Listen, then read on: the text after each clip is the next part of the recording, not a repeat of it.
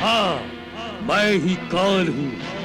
मेरी छाया ने सभी दिशाओं को अपनी लपेट में ले लिया है। अब ये राज्य और इस राज्य का राजा भी मेरी छाया का बंदी है। ये राजा भी नष्ट होगा, ये नगरी भी नष्ट हो जाएगी। जैसे विजय ध्वज ध्वस्त हुआ है, सब कुछ ध्वस्त हो जाएगा। हम आदि माता पार्वती और भगवान शिव शंकर के पुत्र हैं, और तो और शक्ति में हम भोलेनाथ के बराबर हैं। फिर ये छोटे मोटे अशुभ शक्तियां हमारा क्या बिगाड़ सकती है कुम्हांड? क्षमा करें महाराज, आप शक्तिमान हैं, महापराक्रमी हैं, और आपकी बराबरी करने वाला कोई भी नहीं है। आपने सबको ललकारा है, फिर भी महाराज अशुभ संकेतों को साधारण और तुच्छ समझना उचित नहीं है। कुम्हांड! उत्तर दिशा में जब तुम्हें धरती, आकाश, हर ओर प्रहरियों से घिरा देश मिल जाए, तो समझो तुम्हारा प्रेम नगर आ गया। प्रेम नगर? धन्यवाद ऋषिवर, धन्यवाद। मैं अभी जाता हूं उत्तर दिशा में अपनी प्रेमिका को खोजने। ईश्वर तुम्हारी मनोकामना पूरी करे।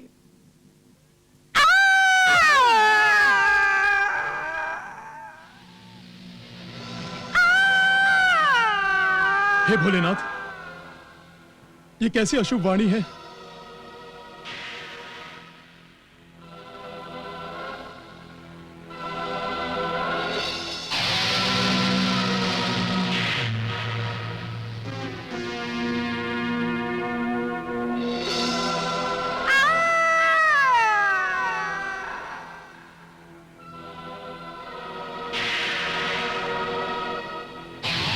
हे शिव शंकर, मुझे अपनी शरण में ले लीजिए, मेरी रक्षा कीजिए भोलेनाथ।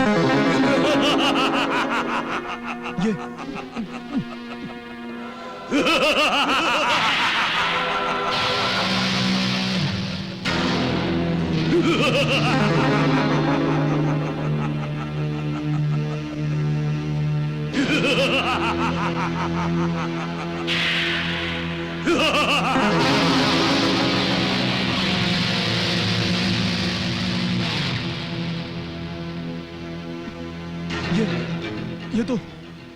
ये तो काल है, ये तो काल की छाया है। हाँ, मैं ही काल हूँ। मेरी छाया ने सभी दिशाओं को अपनी लपेट में ले लिया है। अब ये राज्य और इस राज्य का राजा भी मेरी छाया का बंदी है। ये राजा भी नष्ट होगा, ये नगरी भी नष्ट हो जाएगी। जैसे विजय ध्वज ध्वस्त हुआ है, सब कुछ ध्वस्त हो जाएगा, सब कुछ ध्वस्त हो जाएगा। विनाश! विनाश! ये नहीं हो सकता, ये नहीं हो सकता। जो होना है होकर रहता है, किसी के रोके से नहीं रुकता।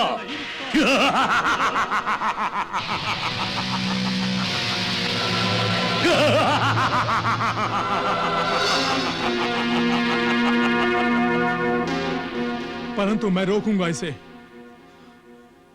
मैं महाराज को बताऊंगा, रोकूंगा उन्हें विनाश के रास्ते पर आगे बढ़ने से, उन्हें रोकूंगा। अशुभ संकेत?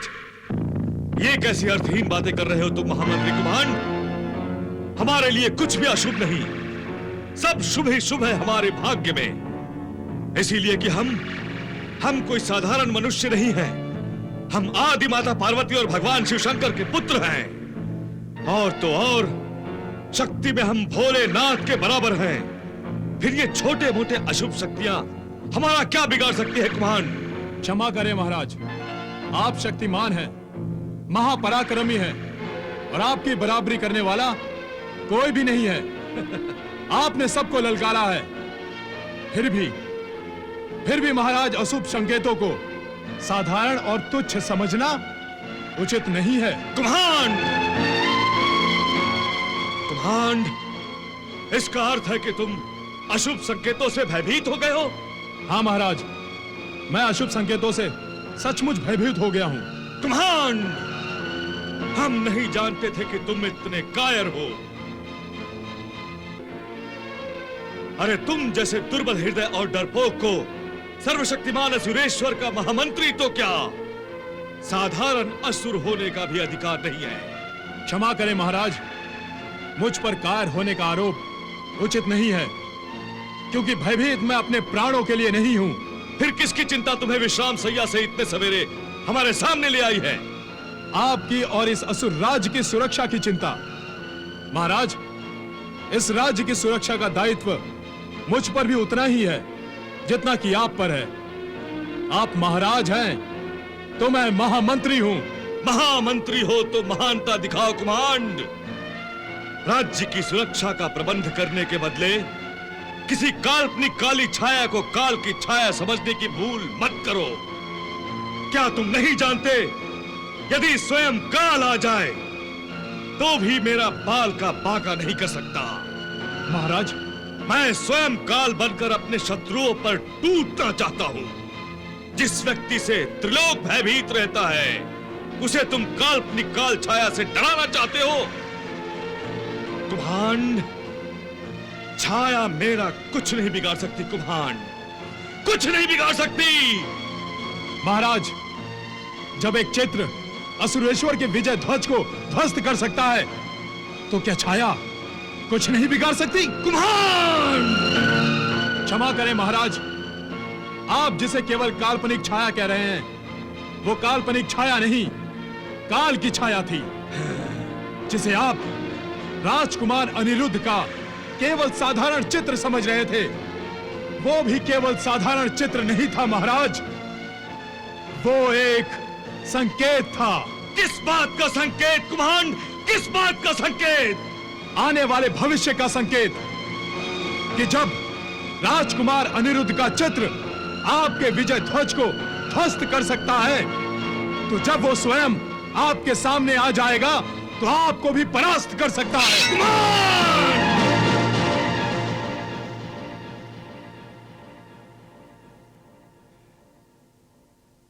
यदि अपने प्राणों की सुरक्षा चाहते हो तो इसी क्षण मेरी आंखों के सामने से दूर हो जाओ कुम्हांड, दूर हो जाओ। जो आज्ञा महाराज।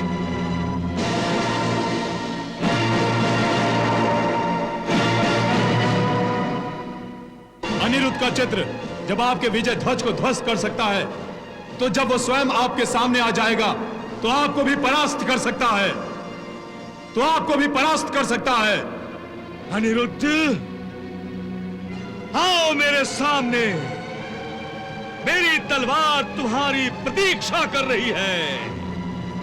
आओ, आओ मेरे सामने कायर।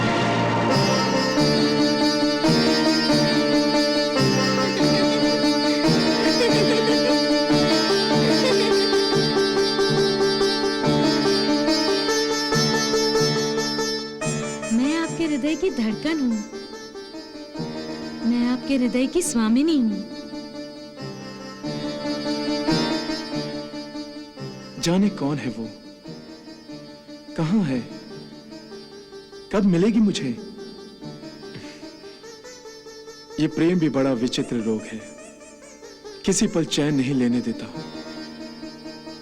क्या करूं, कहां ढूंढूं उसे?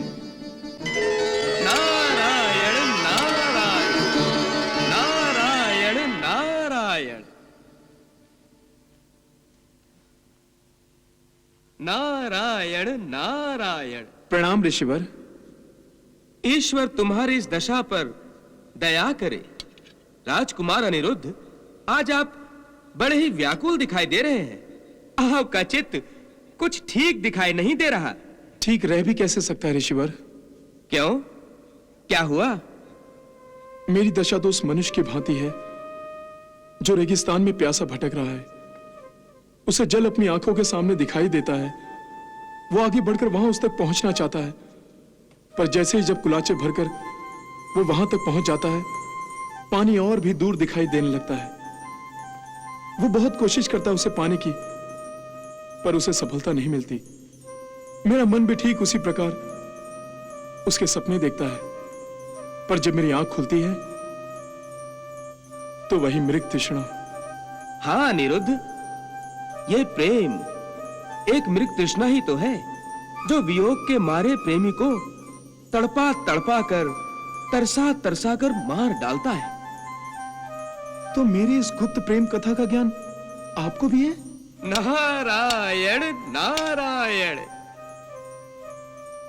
परंतु ऋषिवर, मेरे मन की दशा ऐसी हो रही है कि जिसे न मैं छुपा सकता हूं न बता सकता हूं। मैं अपने उस सपनों की प्रेमिका को ढूंढना चाहता हूं, उससे मिलना चाहता हूं, पर विडंबना की बात तो यह है कि उसका आता पता तो दूर, मुझे उसका नाम तक नहीं पता। अनिरुद्ध, कस्तूरी तो हिरण की नाभि में होती है लेकिन हिरण उसकी सुगंध से रसमग्न होकर कस्तूरी को ढूंढते हुए जाने कहां कहां भटकता रहता है। अर्थात ऋषिवर, आपको यह भी पता है कि सपने में मेरा दिल चुरा ले जाने वाली वह कन्या कौन है? पर मैं बताऊंगा नहीं। नारायण नारायण। नहीं ऋषिवर नहीं, आप मुझ पे इतना बड़ा अत्याचार नहीं कर सकते। अब मुझ में इस वियोग को सहने की शक्ति और शेष नहीं है। मिलन की ठंडक के बिना प्रेम की अग्नि मुझे जलाकर राख कर देगी। नारायण नारायण। तो इसका अर्थ यह है कि प्रेम की अग्नि तुम दोनों के हृदय में बराबर बराबर लगी हुई है। आहा, अर्थात वो भी मेरे लिए उतनी ही उत्सुक है जितना मैं उसके लिए हूं। ये प्रेम दिव्य प्रेम है, तुम नहीं जानते। इस प्रेम अग्नि की चिंगारी को दिव्य शक्तियों ने ही तुम दोनों के हृदय में रखा है। इसलिए तुम दोनों को मिलने से कोई नहीं रोक सकता। तुम दोनों का मिलन अनिवार्य है। परंतु ऋषिवर, आप तो स्वयं हमारे मिलन में बाधा बने हुए हैं। आपने तो सुंदर कन्या का नाम भी नहीं बताया मुझे। मैं तुम दोनों के मिलन में बाधा डालने नहीं, बल्कि तुम दोनों को मिलाने का साधन बनकर आया हूं। फिर भी मैं तुम्हें उसका नाम नहीं बताऊंगा और ना ही उसका पता स्पष्ट रूप से तुम्हें बताऊंगा, क्योंकि यह प्रेम का अपमान होगा, है ना? यदि दो प्रेमी एक दूसरे को ढूंढ न ले। परंतु क्या वत्स? जिस प्रकार तुमने उसे केवल पहली बार सपने में देखा था, उसी प्रकार उसने भी तुम्हें पहली बार सपने में ही देखा था। किंतु उसने कन्या होते हुए भी, हजारों बंधनों में बंधे हुए भी तुम्हारा नाम पता कर लिया। उसे यह भी पता है कि तुम कौन हो और कहां रहते हो। सच? हाँ, तो फिर तुम क्यों उसका नाम जानकर अपने प्रेम की गरिमा को कम कर दिखाना चाहते हो? परंतु मैं अपनी प्रेमिका को हर ओर देखता हूं, हर समय देखता हूं। इसलिए डरता हूं कि कहीं भटक न जाऊं किसी कस्तूरी हिरण की भांति मैं उसे खोजते खोजते। इसलिए कम से कम वो किस दिशा में रहती है, इतना तो बताने की कृपा करें। तुम्हारी प्रेमिका का प्रेम अब गुप्त नहीं रहा, वो हजारों पहरों में है। उत्तर दिशा में जब तुम्हें धरती, आकाश, हर ओर प्रहरियों से घिरा देश मिल जाए, तो समझो तुम्हारा प्रेम नगर आ गया। प्रेम नगर? धन्यवाद ऋषिवर, धन्यवाद। मैं अभी जाता हूं उत्तर दिशा में अपनी प्रेमिका को खोजने। ईश्वर तुम्हारी मनोकामना पूरी करे। नारायण नारायण। आप अनिरुद्ध के शयन कक्ष से आ रही हैं। जब से उसने राजकुमारी उषा को सपने में देखा है, तब से वो बावरा बावरा सा फिर रहा है। मुझे डर है कि कहीं वो कुछ उल्टा सीधा न कर बैठे। इसमें चिंता की कोई बात नहीं है। वो उसके कक्ष से कहीं निकल पड़ा है प्रभु। और कहां जाएगा? अपनी प्रेमिका से मिलने गया है। परंतु वो तो उसको जानता तक नहीं है। वो जानता है, उसे नारद जी ने सब कुछ बता दिया है। परंतु वो तो शत्रुओं का देश है, उसे वहां यूं अकेले नहीं जाना चाहिए ना। प्रेमिका से मिलने के लिए अकेले ही जाना पड़ता है। और शत्रुओं का देश है तो क्या हुआ, हमारा अनिरुद्ध माया भी तो जानता है। मैं तो तुम्हें ढूंढते ढूंढते निराश होकर वापस जा रहा था, और तुम यहाँ छुपी बैठी थी। तुमसे भला मैं कहाँ छुप सकती हूँ? तुम तो सपनों में आ आकर मुझे निहारते रहते हो, और आंख खुलने पर छुप छुप कर चोरी चोरी तुम्हारे ही चित्र के दर्शन करती रहती हूँ। सपनों की बात छोड़ो, सपनों से आंखों की तृप्ति नहीं होती। मैं तुम्हें अपने समक्ष देखना चाहता था, इसलिए इधर आया हूं। अच्छा हुआ तुमने दर्शन तो दिए। तुम फिर यहाँ धमके? प्रणाम असुरेश्वर। मत करो हमें प्रणाम। हम जिसका आदर करते हैं उसे ही प्रणाम करते हैं, परंतु तुम तो हमारे राजभवन में घुसकर हमारी लाज से खेल रहे हो। तुम्हें किसी के मान सम्मान की क्या चिंता? हे असुरेश्वर, मैंने आपकी पुत्री से प्रेम करके उसका मान बढ़ाया है।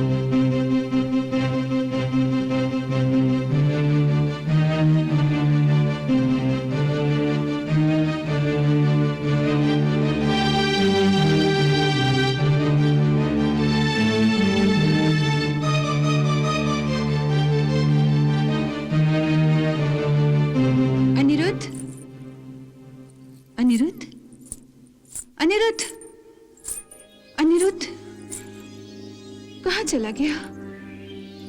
इतनी रात पे कहाँ चला गया ये? इस वक्त तो उसे अपनी शैया पर होना चाहिए था।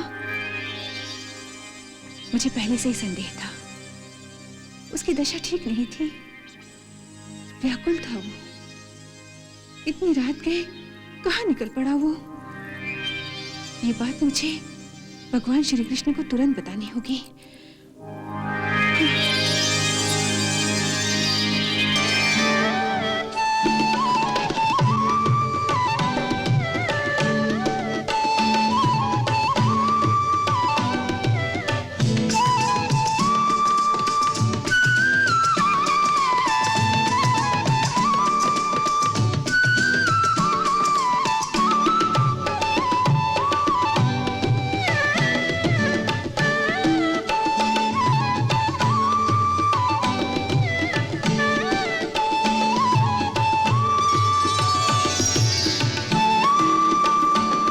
प्रणाम प्रभु।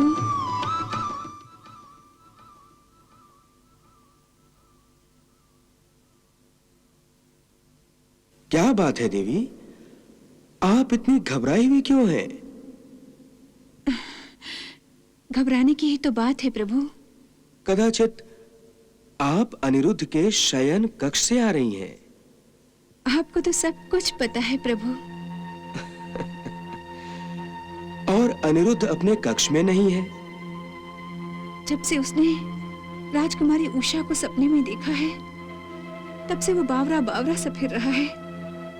मुझे डर है कि कहीं वो कुछ उल्टा सीधा न कर बैठे। ममता की भावनाओं के भंवर में फंस गई ना आप। मैं क्या करती प्रभु, मैं अनिरुद्ध के लिए चिंतित थी, इसलिए रात्रि के इस समय मैं उसके शयन कक्ष में गई थी। परंतु देवी, इसमें चिंता की कोई बात नहीं है। वो उसके कक्ष से कहीं निकल पड़ा है प्रभु, तो फिर चिंता नहीं होगी क्या? और पता नहीं कहाँ चला गया है। और कहाँ जाएगा? अपनी प्रेमिका से मिलने गया है। परंतु वो तो उसको जानता तक नहीं है। वो जानता है, उसे नारद जी ने सब कुछ बता दिया है। अच्छा, परंतु वो तो शत्रुओं का देश है, उसे वहां यूं अकेले नहीं जाना चाहिए ना। प्रेमिका से मिलने के लिए अकेले ही जाना पड़ता है। और शत्रुओं का देश है तो क्या हुआ, हमारा अनिरुद्ध माया भी तो जानता है। और वैसे भी आपकी चिंता व्यर्थ है, अनिरुद्ध को कुछ नहीं होगा। बस आप कहते हैं तो अनिरुद्ध को निश्चित ही कुछ नहीं होगा। मुझे आपके कथन पर पूर्ण विश्वास है प्रभु। और देवी, ये मत भूलिए कि अनिरुद्ध का ये प्रेम केवल प्रेम का खेल नहीं है। ये तो विधि के नाटक का एक ऐसा दृश्य है जिसके द्वारा बाणासुर अपने अंत को पहुंचने वाला है। परंतु इससे पहले इस अलौकिक प्रेम कहानी का रस तो लीजिए देवी। अच्छा, तो प्रभु इसी आनंद में मग्न अपनी बांसुरी से प्रेम राग की गंगा बहा रहे हैं, है ना?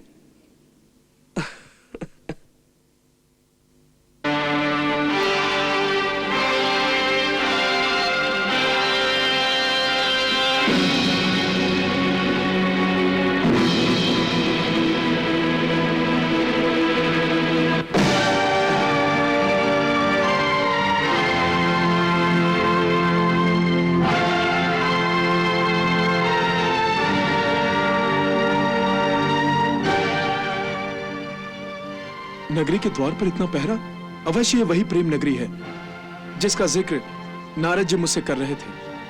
यहीं पर मुझे मेरे सपनों की राजकुमारी मिलेगी। यही मेरी प्रेम नगरी है। यहां मैं अपनी प्रेमिका से मिलूंगा, परंतु मुझे अपनी मायावी विद्या से ही अंदर जाना होगा।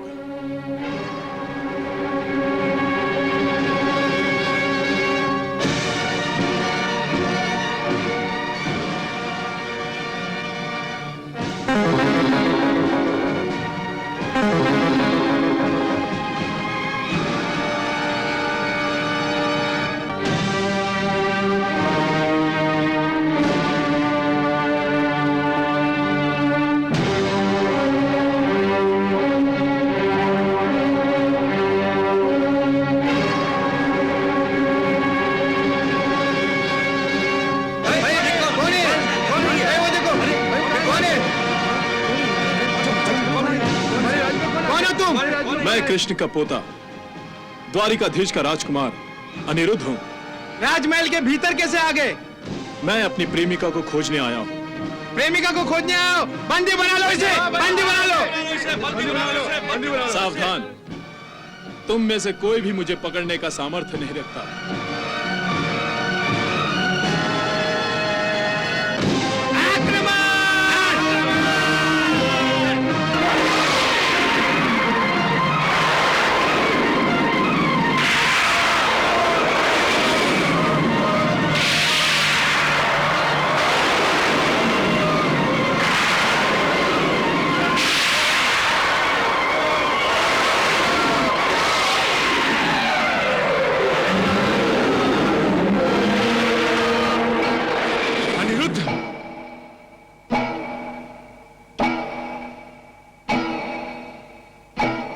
लगता है अब मुझे यहां से शीघ्र ही निकलना होगा, वरना बात आगे बढ़ जाएगी।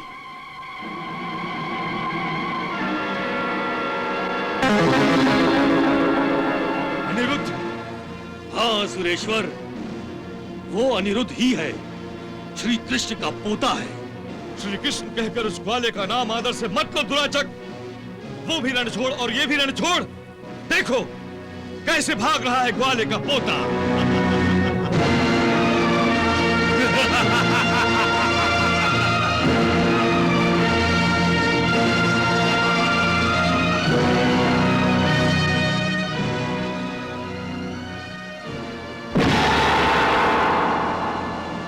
वाह राजकुमारी वाह, अपने पिता की आंखों में धूल झोंक कर अपने पिता के शत्रु से मिलने आई हो। मगर देखो वो डर के कैसे भाग रहा है। भगोड़े ग्वाले का भगोड़ा पोता। अब नहीं लौट के आ सकेगा वो। मैं नगर के सारे द्वार बंद करवा दूंगा। पिताश्री, आपके राजमहल के द्वार उनके लिए बंद हो सकते हैं, परंतु मेरे मन के द्वार उनके स्वागत के लिए सदा खुले रहेंगे। वो जब चाहें आए। दुराचक! आज्ञा सुरेश्वर। हमारी पुत्री हमी से विद्रोह कर शत्रु से साठगांठ कर रही है, इसलिए तुम राजभवन में पहरे बढ़ा दो। हम राजकुमारी के लिए राजभवन को कारागार में बदल देना चाहते हैं। नहीं, नहीं, कुलक्षणी, नहीं, कलबुही चल। नहीं।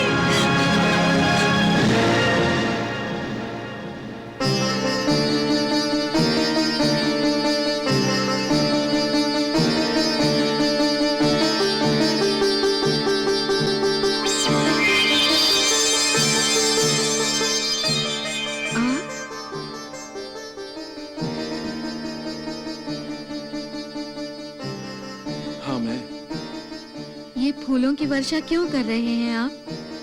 अपने मन मंदिर की देवी को पुष्प अर्पण कर रहा हूँ। मुझे विश्वास था कि आप आए बिना नहीं रह पाएंगे।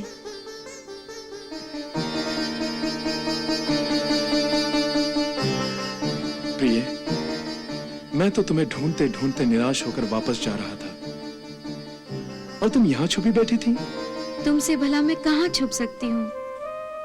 तुम तो सपनों में आ आकर मुझे निहारते रहते हो और आंख खुलने पर छुप छुप कर चोरी चोरी तुम्हारे ही चित्र के दर्शन करती रहती हूँ। सपनों की बात छोड़ो। सपनों से आंखों की तृप्ति नहीं होती। मैं तुम्हें अपने समक्ष देखना चाहता था, इसलिए इधर आया हूं। अच्छा हुआ तुमने दर्शन तो दिए। ये रूप तो तुम्हारी ही संपत्ति है, तुम्हारा ही अधिकार है मुझ पर, परंतु अभी से इतने निकट आकर मत निहारिए। तुम्हारे बिना तो मेरा जीवन एक श्राप है। नहीं प्राण प्रिय, मिलन की इस शुभ घड़ी में जान देने और श्राप की अशुभ बातें न कीजिए, इससे मेरा दिल डूबने लगता है। अपने हृदय को संभालो। देखो मेरा हृदय कितनी तेजी से दौड़ रहा है। जब तक हम दोनों के हृदय की धड़कनें एक नहीं हो जाएंगी, मन को शांति नहीं मिलेगी, न मेरे मन को और न तुम्हारे मन को। प्रिय, आओ। वापस जाने से पहले एक बार मेरे गले से लग जाओ। आओ।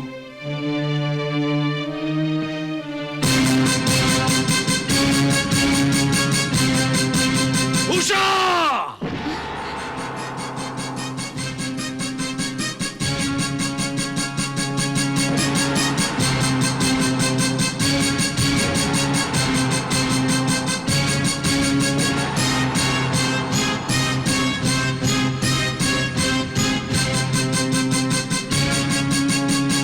तुम फिर यहां धमके? प्रणाम असुरेश्वर। मत करो हमें प्रणाम। हम जिसका आदर करते हैं उसे ही प्रणाम करते हैं, परंतु तुम तो हमारे राजभवन में घुसकर हमारी लाज से खेल रहे हो। तुम्हें किसी के मान सम्मान की क्या चिंता? हे असुरेश्वर, मैंने आपकी पुत्री से प्रेम करके उसका मान बढ़ाया है। रात्रि के अंधेरे में बिना हमारी अनुमति के हमारे राजमहल में घुसकर और सबकी आंखों में धूल झोंककर ना जाने तुम कैसी प्रेम लीला रचा रहे थे अनिरुद्ध। हे असुरेश्वर, हम वास्तव में पहली बार मिले हैं और ये दीवारें इस बात की साक्षी हैं और यही इस बात की साक्षी होंगी कि हमारा प्रेम पवित्र है। इसमें कोई पाप की भावना नहीं है। हट! तुम हमारे शत्रु कृष्ण के पौत्र हो, इसलिए हम केवल तुम्हें शत्रु की दृष्टि से देखते हैं। इसी कारण हमें यह विश्वास है कि तुम प्रेम का नाटक रचाकर हमारी नासमझ पुत्री को भरमा रहे हो। नहीं, ये सत्य नहीं है।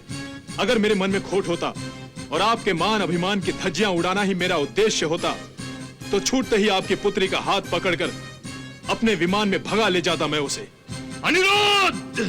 परंतु अपने होने वाले ससुर का मान सम्मान भी मुझे उतना ही प्रिय है जितना अपना मान सम्मान।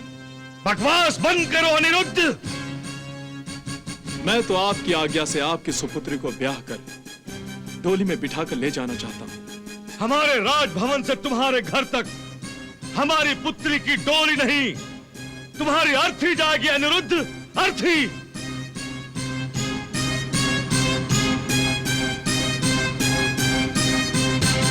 प्रहरियों, हमारे स्वाभिमान और प्रतिष्ठा में सेंध लगाने वाले इस घुसपैठियों को पकड़कर इसका सर उड़ा दो।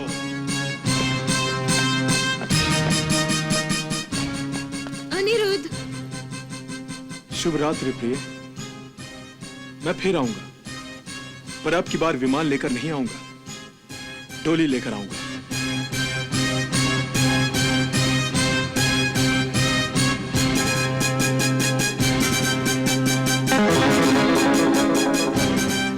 उषा, कमीनी, हट!